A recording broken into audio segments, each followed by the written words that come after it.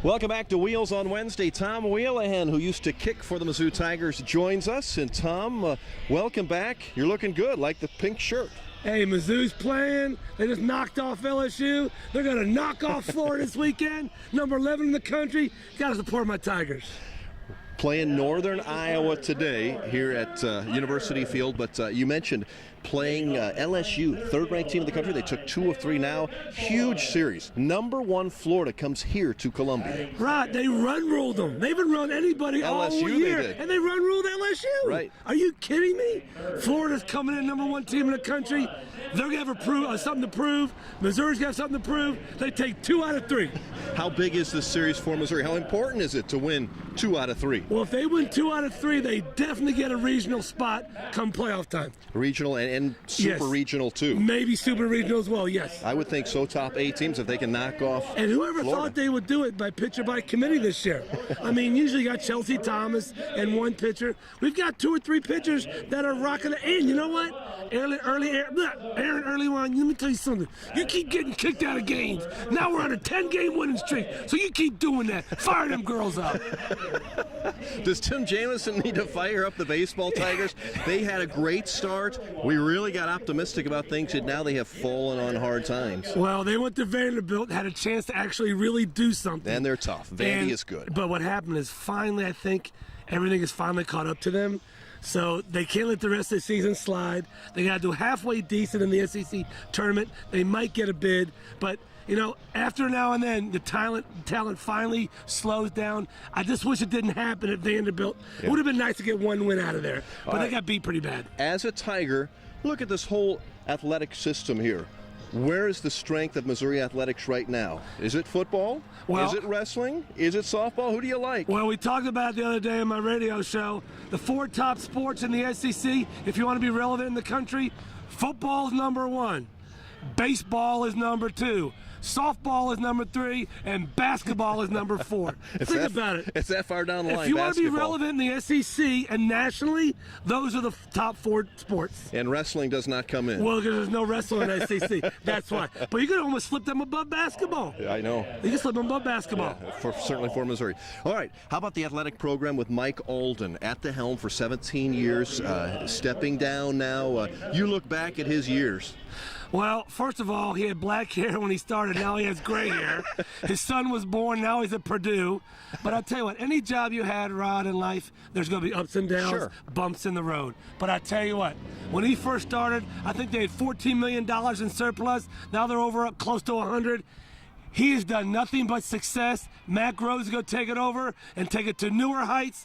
Mike Alden, we appreciate everything you've done for this university. And you know what? You've done a great job, so thank you very much. What a hire he made in Gary Pinkel. Unknown when he came here from Toledo, but wow, has he done well and got a pretty nice boost in a pay raise. Well, not unknown in the football world, but unknown in the fan world. Fans, yeah. You know, head coach at Toledo, winningest coach, probably the only coach, the winningest coach at 2 schools, Toledo and Missouri. He's up to $4 million. He's worth every single penny, and he's still only the 7th best coach pay-wise in the SEC. He is making more than you and I combined. Almost making more than me. Not as much, almost making as much. All right. Tell me about draft week. You know, we were so optimistic. Shane Ray, probably a top 10 pick. Then Monday morning, all of this happened with the marijuana possession. What happens to him now? Well, first of all, you know, supposedly he has a toe injury. Don't be surprised if some of the teams that are 10 down to 20 threw that rumor out there because you know what? They want Shane Ray to fall in their lap. I'm just saying, Rod, that they're not going to pay up to get who they can get. So don't be surprised if that rumor was spread. Number 2, Shane Ray, if you want to smoke your weed, smoke your weed. I really don't care. But you just threw away $4 to $5 million off the life of your rookie contract by smoking weed and driving in a car now. I know you didn't get pulled over for that. But listen, the left lane is for passing, the right lane is for driving. Just pull over to the right side. Listen, come on, my brother. I don't want to be reading about you in 5 years on what could have happened. You're a great young kid. You've had a hard life. I am rooting for you. But you got to make better decisions. And on top of that, Rod, he's already in the NFL drug phase. He hasn't even signed his contract. He's on level 1. Shane Ray, get it together. Let's go. We're pulling for you. How about another former Tiger, DGB? A lot of controversy, certainly here at Missouri with Dorial Green Beckham, and then down to Oklahoma. He'll be drafted. Where do you think? Well, perception reality, and he's been pretty off the radar last year. So I tell you what, I bet you he goes anywhere from 23 to 35 in the draft. Late first round, early second. You can't replace that speed and size. I just wish you could have done it here, but DGB, same thing for you. You're a young kid. I hope those lessons that you've learned can carry you over in your adult life. You get yourself together, and you have a great career in the NFL. And your prediction where Shane Ray would go? What do you think? I'm thinking now with the toe, I'm thinking late first, early second round. Okay. Anybody else Mizzou should be watching for? Mitch Morse, I'm telling you, you know, Justin Britt paved the way for him. Right. And Mitch Morse, now from this, he finished second in the bench reps at, I think, 36 at 225. He finished 8th in the vertical, jumping some running. He's possibly going to be a 4th or 5th round draft choice, all because whoever thought Justin Britt would be a 2nd round draft choice? I did not think that. Did you? No, he's starting the Super Bowl team. That's pretty good. So Mitch Morse, you go do your thing, brother.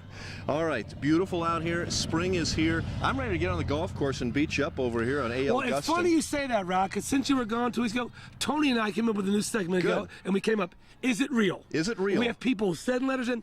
I had a little kid send a letter to me the other day. Said, "Dear Coach, I saw you on the golf course last week, and you shot a 75.